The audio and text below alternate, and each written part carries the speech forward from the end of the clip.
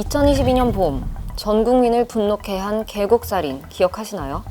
보험금을 노리고 남편을 살해한 혐의를 받은 이은혜는 1심에서 무기징역, 공범 조현수는 징역 30년형을 받았습니다. 하지만 이 사건 끝난 게 아닙니다. 이은혜는 결과에 불복한다며 하루 만에 항소했고, 이 재판과 별개로 피해자 유족의 요구에 따라 이은혜의 딸에 대한 입양 무효 소송도 진행 중이라고 합니다. 여러분이 알고 싶은 그 사건, 알파가 다시 한번 끌어올려 봅니다. 2019년 6월 30일 경기도 가평군 용소계곡. 여행객이 모두 떠난 오후 8시 무렵 이은혜가 일행에게 한 가지 제안을 합니다. 떠나기 전 남자들만 다이빙을 한 번씩 하자는 거였죠. 이때 이은혜의 남편이었던 피해자 윤 씨는 수영을 못한다며 주저했습니다. 하지만 다른 사람들은 다 뛴다는 이은혜의 종용에 윤 씨는 결국 4m 높이 바위에 올라 물속으로 몸을 던집니다. 주변에 구명조끼와 튜브가 있었지만 윤 씨는 방치됐고 그대로 숨을 거뒀어요. 당시 단순 익사 사건으로 종결됐던 이 사건은 1년 뒤 다시 수사 대상이 됩니다. 윤 씨의 죽음이 석연치 않다는 유족들의 제보와 언론 보도로 타살 의혹이 커졌거든요. 의혹에 불을 지핀 것은 이은혜의 방송 제보였습니다. 윤 씨 사망 한 달 뒤 보험사에 생명보험금 8억 원을 청구했는데 지급을 거절당하자 직접 방송 프로그램에 제보를 했거든요.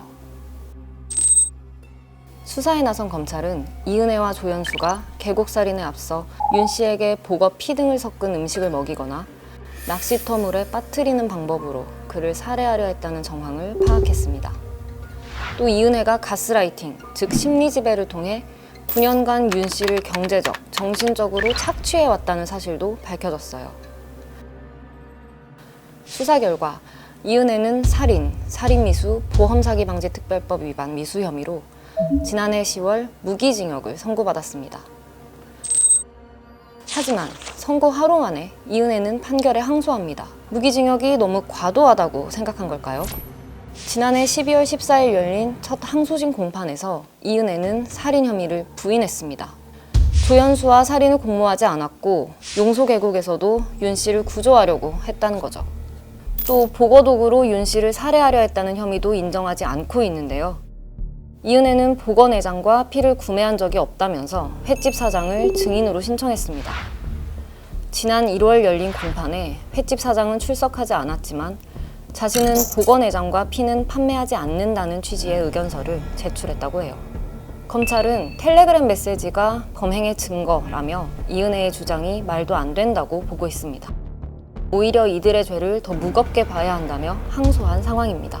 1심 재판부는 이은혜의 혐의를 구조하지 않아서 벌어진 간접살인이라고 봤는데 검찰은 윤 씨를 뛰어내려 죽게 만든 직접살인으로 봐야 한다는 입장이었거든요.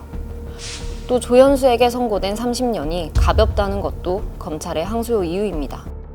검찰은 조현수에게 무기징역을 구형했거든요. 그런데 여기 이들과 관련된 또 다른 소송이 진행 중입니다. 바로 이은혜 딸에 대한 입양 무효 소송인데요. 피해자 윤 씨는 2017년 이은혜와 혼인신고를 하며 이은혜의 딸을 입양했는데 결혼기간 2년 3개월 동안 윤 씨와 이은혜의 딸은 단 하루도 같이 살지 않았다고 해요. 입양 신청과 허가를 위해 법원에서 만났던 게 전부였으니까요. 심지어 윤 씨 유가족도 장례식이 끝난 후에야 딸의 존재를 알았다고 합니다. 정상적인 결혼 생활이라고 보기도 어렵고 부녀 관계로 볼 수도 없죠. 피해자 유족의 요청에 따라 검찰은 이은혜 딸의 입장에서도 윤 씨 가족과 친족 관계를 유지하는 게 불행의 단초일 수 있다며 입양 무효 소송을 제기해 재판이 진행 중입니다. 앞선 재판에서 이은혜는 사이코패스 성향뿐 아니라 자신밖에 모르는 자기도취적인 성격 문제도 갖고 있다는 분석이 나왔어요. 모든 혐의를 부인하는 그에게서는 반성의 기미가 보이지 않는데요. 이은혜의 범행으로 인한 피해자에는 생명을 잃은 윤 씨뿐만이 아니라 자신의 딸까지 해당한다는 것, 그는 알고 있을까요? 끝난 것 같지만 끝나지 않은 사건이 있습니다. 알파가 계속 파헤칩니다.